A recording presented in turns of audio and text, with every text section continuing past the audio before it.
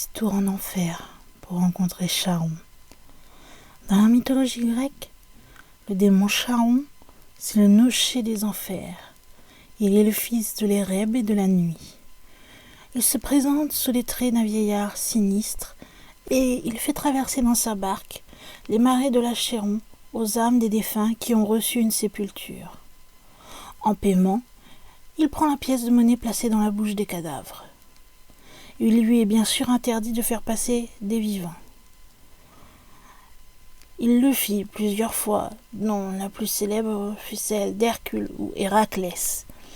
Pour avoir laissé passer Héraclès, il sera enchaîné toute une année aux enfers. Charon est considéré comme une personnification de la mort et des enfers.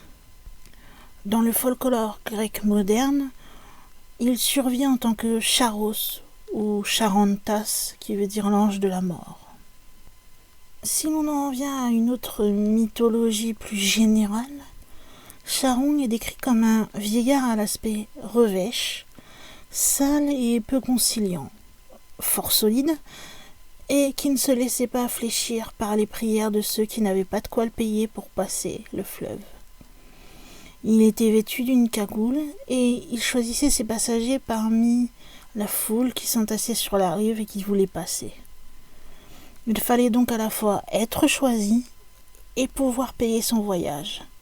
C'était pour cela d'ailleurs qu'il y avait une coutume qui demandait de placer une obole sous la langue du mort avant son enterrement. Ceux qui ne pouvaient malheureusement pas payer, faute d'avoir été enterrés convenablement, devaient errer sur les bords du Styx pendant 100 ans. Cependant, Charon avait quand même ses petites failles.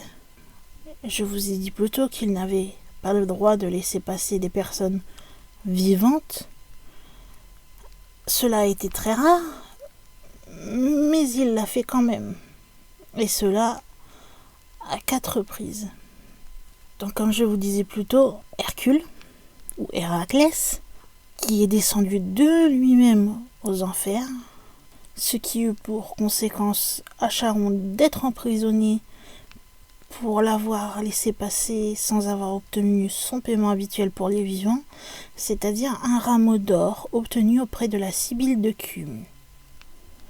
Il laissa passer aussi Énée, dans le but de voir son père Anchise, accompagné donc de la Sibylle.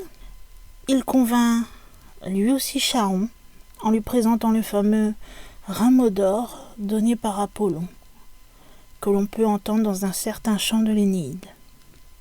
Autre mortel qui a pu 2 fois franchir l'Achéron, Orphée.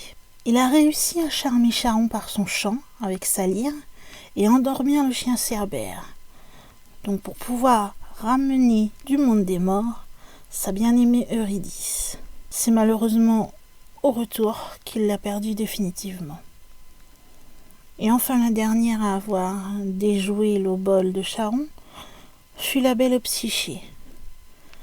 Elle a payé par 2 fois Charon, l'aller et le retour, afin d'accéder au palais de Perséphone pour le compte d'Aphrodite.